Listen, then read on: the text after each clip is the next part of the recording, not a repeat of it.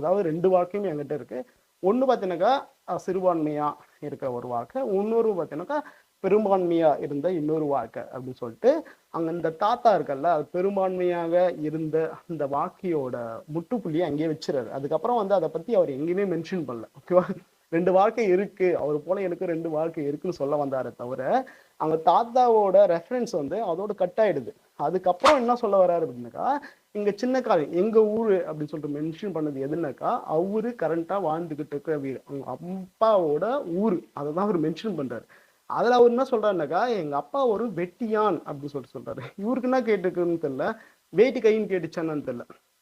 எங்க அப்பா ஒரு வெட்டியான், எங்க அப்பா அந்த வேலைகளுக்கு போக மாட்டாரு, எங்க பெரியப்பாவோ அடிக்கடி மோளம் அடிக்க போவாரு அப்படின்னு தான் சொல்ல வர்றாரு அவரு. நானும் அதுல பெரிய இன்ட்ரெஸ்ட் இல்லை அப்படின்னு சொல்லிட்டு சொன்ன ஒரு வார்த்தை அது. அது வந்து வெயிட் கை கிடையாது, வெட்டியான் அப்படின்ற வேர்டு. ஓகேவா? ஸோ